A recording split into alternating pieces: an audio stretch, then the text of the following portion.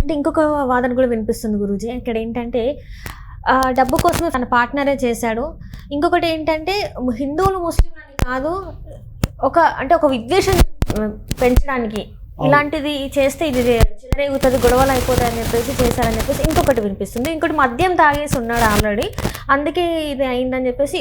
అసలు ఏంటి గురూజీ? మద్యం అనేది తాగుండవచ్చు, అది వాళ్ళ వ్యక్తిగతమైనటువంటి విషయాన్ని గురించి మనం కామెంట్ చేయడం కుదరదు. ఎందుకంటే వాళ్ళు రిలీజ్ చేసినటువంటి ఫోటోలో ఉండటం జరిగింది చాలా స్లోగా వెళ్తున్నట్టు.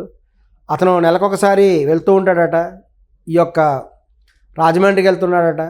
అతను కోటీశ్వరుడు అయినప్పటికి కూడా కారులో వెళ్లకుండా ఒంటరిగా బైక్ మీద వెళ్ళటం ఏందనేది ఎవరికి అర్థం కాని విషయం. అంటే తను చెప్పాడు గురూజీ, అంటే తను సింపుల్గా ఉంటాను, ఎక్కడికి వెళ్ళినా కూడా నేను బండి మీద. దానికి కారణం ఏమిటి అనేది అతనే చెప్పాలి. కనీసం సెక్యూరిటీ గార్డ్స్ని కూడా తీసుకొని వెళ్ళాల్సింది, ఎందుకంటే ఆయన మీద థ్రెట్ ఉందని ఆయనే చెప్పడం జరిగింది. ఈయన చేసినటువంటి చాలా భయంకరమైనటువంటి కామెంట్స్ ఈ యొక్క ఖురాన్ మీద చేయడం జరిగింది. మన దేశంలో లేదు కానీ అనేక ముస్లిం దేశాల్లో కనుక దైవదూషణ చేస్తే మరణశిక్ష విధిస్తారు. ఇప్పుడు కూడా అమల్లో ఉంది. ఈవెన్ పాకిస్తాన్లో, సౌదీ అరేబియాలో కూడా ఎవరైనా సరే అల్లాహ్ని దూషించినా, మహమ్మద్ ప్రవక్త పట్ల తప్పుగా మాట్లాడినా వాళ్ళకి బహిరంగంగా వాళ్ళకి ఉరిశిక్ష వేస్తారు, లేదంటే మరణశిక్ష అమలు చేస్తారు. రీసెంట్గా కూడా అమలు చేశారు. అటువంటి చట్టాలు అక్కడ ఉన్నాయి. దొంగతనం చేసే చేతులు నరకడం వంటివి, వ్యభిచారం చేస్తే రాళ్లతో కొట్టడం, ఇటువంటివి ఇప్పుడు కూడా ఉన్నాయి ముస్లిం కంట్రీస్లో. కానీ దురదృష్టం ఏంటంటే భారతదేశంలో లేవు. భారతదేశంలో దేవుణ్ణి దూషించినా ఎటువంటి శిక్ష పడదు, మరణశిక్ష అయితే పడదు. అది మన దేశంలో ఉండబట్టే దీని అడ్వాంటేజ్ తీసుకొని అందరూ కూడా హిందూ దేవుళ్ళని దూషిస్తూ ఉంటారు. ఇక ఈయన విషయానికి వస్తే, ఈయనకి ముస్లిం మతంలో అన్ని కఠినమైన శిక్షలు ఉన్నాయని తెలిసి కూడా భారతదేశంలో పుట్టాను కాబట్టి ఇక్కడ అటువంటి శిక్షలు లేవని ఇతను భావించి కూడా ఖురాన్ని బట్టి చాలా అసభ్యంగా మాట్లాడటం జరిగింది. ఇప్పటి నుంచి కూడా ఒక 10 సంవత్సరాల వెనక అతని వీడియోలన్నీ కూడా తీసుకుంటే అందులో అతను ముస్లిం మతాన్ని చాలా బహిరంగంగా కూడా విమర్శించడం జరిగింది. ఖురాన్ని ప్రధానంగా విమర్శించడం జరిగింది. అతను చాలా స్పష్టంగా చెప్పాడు, ఖురాన్లో ఆడవాళ్ళని కొట్టమని ఖురాన్లో చెప్పబడింది అని స్పష్టంగా అతను తన ఉపన్యాసంలో చెప్తాడు. బలాని అధ్యాయంలో బలాని లైన్లో ఉంది, ఆడవాళ్ళని కొట్టాలని ఉంది, చితక్ కొట్టండి ఆడవాళ్ళని, మీకు హక్కు ఉంది అని కూడా ఖురాన్లో ఉందని ఇతను చెప్తున్నాడు. మరి దాన్ని బట్టి చాలామంది ముస్లిమ్స్ కోపం వచ్చింది. ఇంకా చెప్తాడు, ఆడవాళ్ళు బెడ్రూమ్కి రాకపోతే వాళ్ళు ఏం చేయాలి, ఎలా కొట్టాలి, ఎలా హింసించాలి అనేది ఖురాన్లో ఉందంట. అది ఈయన ప్రవీణ్ పగడాల గారి పైత్యం. దీన్ని ఆయన బహిరంగంగా ఎలా చెప్తాడు? ఖురాన్ అనేది అత్యంత పవిత్రమైన గ్రంథం. అటువంటి గ్రంథంలో ఇట్లా ఆడవాళ్ళ పట్ల అసభ్యకరమైన కామెంట్స్ చేయటం వల్ల అతను ఎంతోమందికి శత్రువు అయ్యాడు. ఇంకా ఇతను అనేక రకమైనటువంటి కామెంట్స్, భయంకరమైన విమర్శలు కూడా ఎదుర్కొన్నాడు.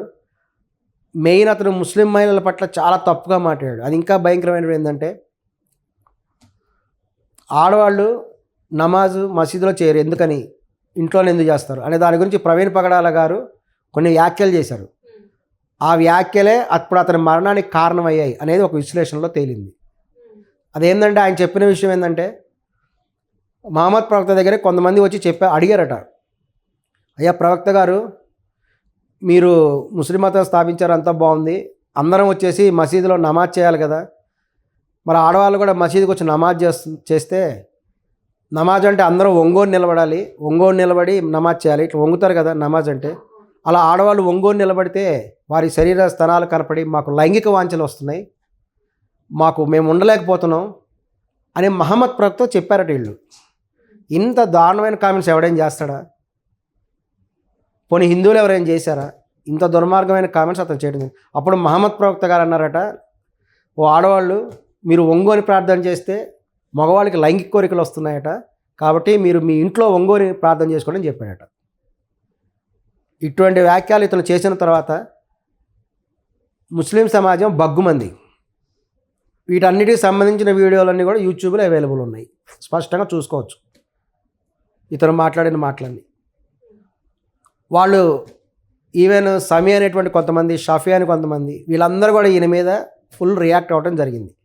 రియాక్ట్ అయ్యి ఈయన మాటలను వాళ్ళు తీవ్రంగా ఖండించి, నువ్వు కనుక సారీ చెప్పకపోతే నీ నాలుగు కోసేస్తాం, తల ఖండిస్తాం అని సమీ వంటి వాళ్ళు బహిరంగంగా వీడియోలు కూడా రిలీజ్ చేసి, బహిరంగ వీడియోలు ఉన్నాయి.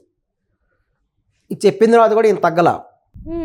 కానీ ఈయనకు అనేక బెదిరింపు కాల్స్ వచ్చాయని, నీతో పాటు నీ భార్య నీ కూతురు, ఇద్దరు కూతురు ఉన్నారు ఆయనకి, ఒక అమ్మాయి దాదాపు 17 సంవత్సరాల వయసు ఉంటుంది, నీ కూతురిని కూడా చంపేస్తాం అనేటువంటి బెదిరింపు చేశారని, దాని దెబ్బకి వాళ్ళ ఇంట్లో వాళ్ళు ఇంకా భయపడిపోయి అమ్మో ఇది చాలా ప్రమాదకరంగా ఉందని చెప్పేసి ఇక్కడ ఉండొద్దు, మనం ఇంకా అమెరికా వెళ్ళిపోదాం, అక్కడే ఆ అమ్మాయి ఉన్నత విద్య అక్కడే చేస్తుంది, అక్కడికే షిఫ్ట్ అయిపోదాం, ఇక్కడ ఉండేటువంటి వీరికి సాఫ్ట్వేర్ కంపెనీస్ అయితేనేమి, హోమ్ని అయితేనేమి ఇతరులకు అప్పగించి అక్కడి నుంచి మనం మేనేజ్మెంట్ చేద్దాం అని చెప్పేసి వెళ్ళడానికి కూడా ప్లాన్ చేసుకున్నారు, ఆ ప్రయత్నాల్లో కూడా ఉన్నారు అని వినికిడి. ఇటువంటి సందర్భంలో కూడా ఉన్నప్పుడు ఈయన మీద వచ్చినటువంటి థ్రెట్స్ వల్ల వాళ్ళ ఇంట్లో వాళ్ళు కూడా ఆయనకి వ్యతిరేకం అయిపోయారు. ఈవెన్ ఇప్పుడు చూడండి, ఆయన మర్డర్ జరిగిపోయింది, వాళ్ళ ఇంట్లో వాళ్ళు కేసు పెట్టడానికి సిద్ధంగా లేరు. ఆయన భార్య ఏమంటుంది, దేవుడు శిక్షిస్తాడు వాళ్ళని, మేము వెళ్ళిపోతాము, మాకు అనవసరం అని చెప్తుంది.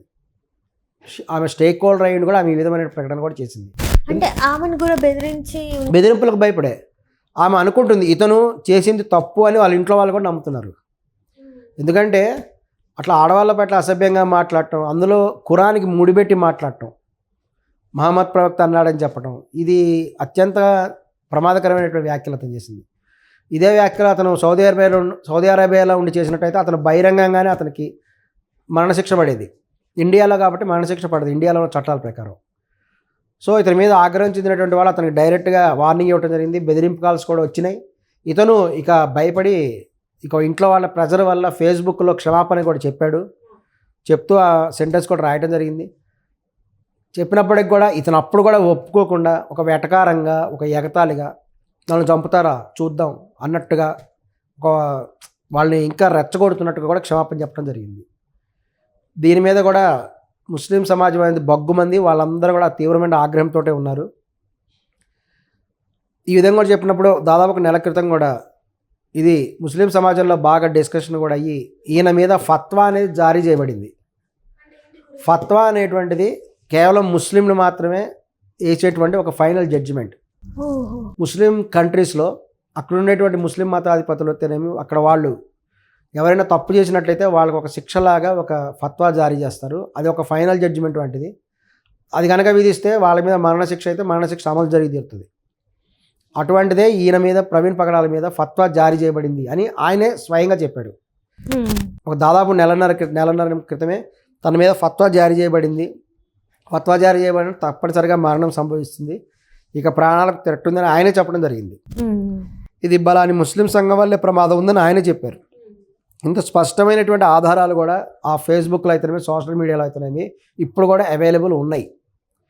ఇంత అవైలబుల్ ఉన్నప్పుడు ఈయన రాజమండ్రికి వెళ్ళాడు. మరి రాజమండ్రికి థ్రెట్ ఉన్నప్పుడు మరి ఈయన పోలీస్ కంప్లైంట్ ఎందుకు చేయలేదు? పోలీస్ కంప్లైంట్ చేసి ఉండాలి కదా. లేదు, ఇతను ఇటువంటి మాటలు మాట్లాడినప్పుడు వాళ్ళైనా అవతల సంఘాలైనా పోలీస్ కంప్లైంట్ చేసి ఉండాలి, వాళ్ళు చేయలేదు. ఇక్కడ ఈ మధ్య జరుగుతున్నటువంటి ఆశ్చర్యకరమైన విషయం ఏంటంటే వీళ్ళు రాధా మనోహర్ దాస్, ఈ కరుణాకర్ వంటి కొంతమంది మీద, వీళ్ళు హమారా ప్రసాద్ లాంటి వాళ్ళ మీద వీళ్ళు కొన్ని అభాండాలు వేయడం జరుగుతుంది. వీళ్ళందరూ ఏంటంటే తమంతట తాము జనంలోంచి ఉద్భవించినటువంటి వాళ్ళు. ఎలాగంటే విపరీతమైన గోవధ జరిగింది, గోవులను చంపుతున్నారు, చట్టపరంగా వాళ్ళని ఏం చేయలేకపోతున్నారు. ఇటువంటి సందర్భంలో రాజాసింగ్ లాంటి వాళ్ళు వచ్చి, ఆయన ఎమ్మెల్యే కాకముందు నుంచే రాజాసింగ్ లాంటి వాళ్ళు వచ్చేసి, ఈ యొక్క గో ప్రేమికులు వచ్చేసి గోవధని వ్యతిరేకిస్తూ అక్రమంగా గోవులు ఎవరైతే తరలిస్తున్నారో వాటిని వీళ్ళ కార్యకర్తలాగా ఉండి రాత్రిపూట కూడా కాపు కాసి ఇక హైవే మీద, రోడ్ల మీద వచ్చేటువంటి కొన్ని వెహికల్స్ ఆపి గోవులను రక్షించడం జరిగింది. ఇదంతా కూడా స్వచ్ఛందంగా వచ్చినటువంటి వాళ్ళు. అదేవిధంగా ఈ యొక్క హమార్ ప్రసాద్ లాంటి వాళ్ళు, రాధా మనోహర్ దాస్ లాంటి వాళ్ళు, వీళ్ళందరూ కూడా ఈ యొక్క పాస్టర్ల యొక్క దూషణని భరించలేక హిందూ మతంలో కొంతమంది బయటకు వచ్చేసి వాళ్ళకి వ్యతిరేకంగా కూడా మాట్లాడటం జరుగుతున్నది. ఇక్కడ చాలా జాగ్రత్తగా గమనించవలసిన ఏంటంటే ఈ రాధా మనోహర్ దాస్ అనేటువంటి ఆయన ఒక గుళ్ళో పూజారి కాదు, అలాగే కరుణాకర్ గారు కానీ వేరే వాళ్ళు కానీ అవతల పాస్టర్స్ అనేవాళ్ళు ఒక చర్చిలో ఉండేటువంటి పాస్టర్స్ వాళ్ళు. ఇక్కడ స్పష్టంగా అర్థమవుతుంది చర్చిలో ఉండే ఫాదర్స్ ఇతర మత దూషణలు చేస్తున్నారు, కానీ దేవాలయాల్లో ఉండే ఏ పంతులు కానీ ఏ పూజారి కానీ చర్చిల పట్ల తప్పుగా మాట్లాడట్లేదు, ఏ ఇతర మతాన్ని విమర్శించట్లేదు. ఇది వాస్తవం, గమనించాల్సినటువంటి విషయం ఇది. Right sir. అంటే ఇప్పుడు ప్రవీణ్ గారు కూడా రాధా మనోహర్ దాస్ గారి మీద కంప్లైంట్ చేయడానికి రాజమండ్రి వెళ్తున్నారు అదే అని చెప్పేసి తెలుస్తుంది. ఎందుకంటే వీళ్ళందరూ కూడా అనుకున్నారంట వీళ్ళ మీద కంప్లైంట్ ఇవ్వాలి పలానా వ్యక్తుల మీద అని. ఈయనకు ఫోన్ చేస్తే నా మద్దతు కూడా ఇస్తాను, ఆ కంప్లైంట్లో నాది కూడా ఉంటుంది అని చెప్పేసి చెప్పారని చెప్పేసి తెలుస్తుంది. మరి వీళ్ళు కూడా వాళ్ళ మీద కంప్లైంట్ చేస్తే మరి వీరు మాట్లాడిన మాటలకి ఎవరు ఆన్సర్ చెప్తారు? ఇప్పుడు ఈయన బహిరంగంగా ముస్లిం మతం మీద అసభ్యంగా మాట్లాడాడు. ఆడవాళ్ళని కొట్టమని ఖురాన్లో ఉందా? ప్రవీణ్ పగడాల గారు చెప్పినటువంటి మాటలకి ఏ పాస్టర్ ఇప్పుడు ఆన్సర్ చెప్తాడు? బయటకు వచ్చి చెప్పాలి. కేఏ పాల్ చెప్పండి. మీ ప్రవీణ్ పగడాల గారు అన్నారు ఆ ముస్లిం మహిళలు బెడ్రూమ్కి రాకపోతే వాళ్ళని ఎట్లా హింసించాలి, ఎట్లా కొట్టాలి అనేది ఖురాన్లో ఉందని చెప్తున్నాడు ఆయన. మరి దీనికి నువ్వేం ఆన్సర్ చెప్తావు అని చెప్పేసి కేఏ పాల్ గారు మేము ప్రశ్నిస్తున్నాం. ఇదంతా మీకు మీ యొక్క బైబిల్లో ఇట్లా బైబిల్లో ఉన్నటువంటి విషయాలు ఇవేనా? ఇట్లా బోధిస్తున్నారా? ఈ బైబిల్లో కూడా గురూజీ చాలా వరకు తప్పుగా ఉందని చెప్పేసి చాలా వరకు చెప్తున్నారు అందరూ. మరి వాళ్ళని ఎందుకు మరి మాట్లాడట్లేదు? ఇప్పుడు వాళ్ళది కూడా చూసుకోవాలి కదా. ఇప్పుడు మనది తప్పు అన్నప్పుడు ఫస్ట్ వాళ్ళ దాంట్లో ఏం తప్పులు ఉన్నాయి ఒప్పుడు చూసుకోకుండా మన మీద పడడం ఏంటి అంటారు? అసలు ఇది చాలా జాగ్రత్తగా గమనించాల్సిన విషయం ఏంటంటే, మన హిందువులలో భగవద్గీతలో స్పష్టంగా చెప్పబడింది, పవిత్రానాయ సాధున వినాశాయ చతుష్కృతం ధర్మ సంస్థాపనార్థాయ సంభవామి యుగే యుగే అని.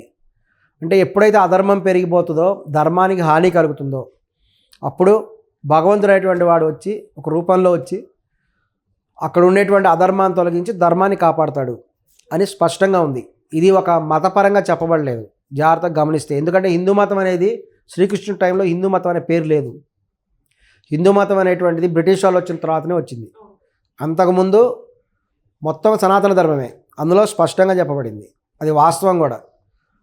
అదేవిధంగా మన భారతదేశంలో చూసుకుంటే అనేక పరంపరలు, ఒక రావణాసురుడు రావటం, అతను వేరే చేతిని ఎత్తుకుపోవటం, అలా తప్పు పనులు చేస్తే ఎవరైనా సరే శిక్షింపబడతారు. అలాగే ఒక దసరా రోజు ఒక రాక్షసుడు తప్పుగా చేసి అతను శిక్షింపబడ్డాడు. ఈ విధంగా కూడా స్పష్టంగా చెప్పబడుతుంది. అనేక అవతారాలు ఉన్నాయి. రాముడు, కృష్ణుడు, మత్స్యావతారం, ఈ అవతారాన్ని కూడా చెడు నుంచి మంచిని కాపాడటానికి జరిగినటువంటి అవతారాలు ఇవన్నీ. ఇన్ని అవతారాలు ఉన్నప్పుడు భవిష్యత్తులో కూడా రావచ్చు కూడా. ఎప్పుడైతే అధర్మం పెరిగిపోతుందో ధర్మాన్ని కాపాడడానికి వస్తుంది. మేమందరం ఇతర మతాల వాళ్ళని కూడా గౌరవిస్తున్నాం. ఎలాగంటే ఒక జీసస్ క్రిస్ట్ అనే ఆయన పుట్టక గురించి కూడా మేము గౌరవిస్తున్నాం. ఎందుకని? జీసస్ క్రిస్ట్ అనేటువంటి ఆయన క్రిస్టియన్ మతము, ముస్లిం మతం అసలు భారతదేశంలో పుట్టిన మతాలు కావు.